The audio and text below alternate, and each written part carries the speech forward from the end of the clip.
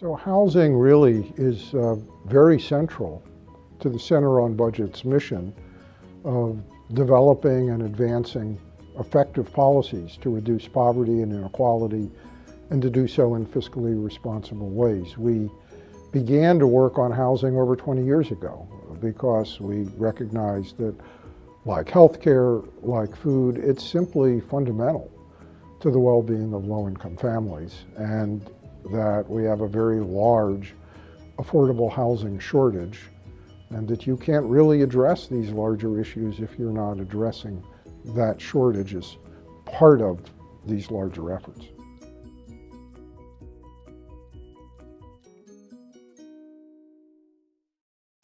When a low-income family gets access to housing they can afford, the likelihood that they will be in or slip into deep poverty or even homelessness is substantially reduced, and their prospects for economic progress and ultimately climbing out of poverty are enhanced. I think the evidence is clear that having stable, affordable housing, as opposed to being very housing insecure, really helps in finding and retaining jobs. There's evidence that it helps children's attainment at school. They have a stable place to come home to do homework at.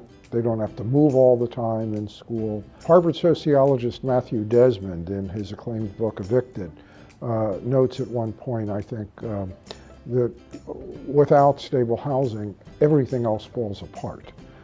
With stable housing, there's the potential to make progress on an array of other issues, and for people to climb out of poverty, and children in particular, for their life prospects to improve.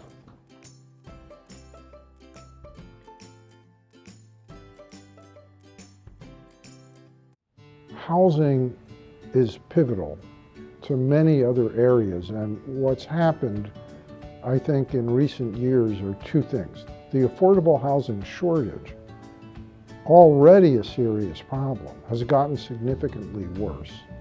And an array of people and organizations, institutions that work in an array of areas from healthcare to employment have increasingly come to appreciate that stable, affordable housing is pivotal to making progress in those other areas, and that the growing shortage of affordable housing is magnifying problems in an array of areas. So the notion is for an array of institutions, organizations, community leaders, and the like to join together to lift their voices to help educate the citizenry and policymakers about how serious the problem has become, how its impacts are not just in the area of housing, but have all these spillover effects in other areas, and to bring them together to elevate the issue so that hopefully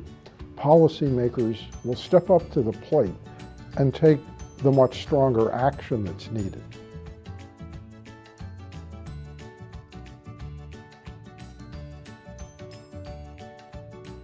Federal policy, robust federal involvement is absolutely critical to addressing the growing shortages of affordable housing. Now, for starters, one of the reasons we have the shortage is the way that private housing markets work.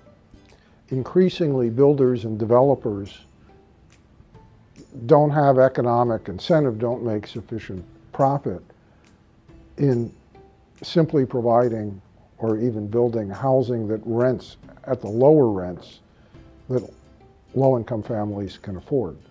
So we need public sector involvement.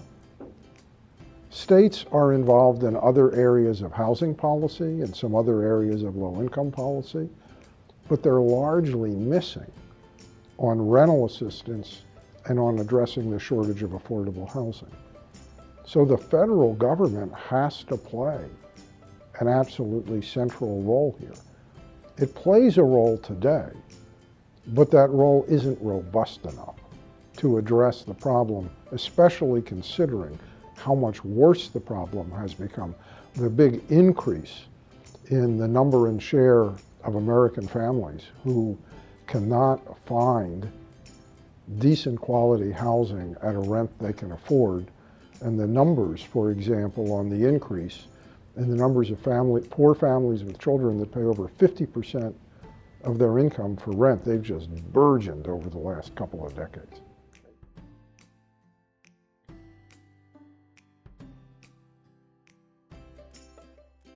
Well, building the political will to do this is a big challenge, and that's why we need and are launching this new campaign. We need something beyond what's been done in the past. We need a broader-based campaign.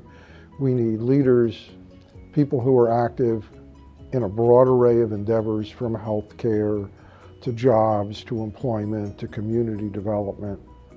We need people across the political spectrum, and they need to come together and really help the public get a deeper understanding of the severity of the problem and why it should be elevated, in my view, as a national priority. And in doing that, to help motivate policymakers to step up to the plate and take the stronger actions that are needed.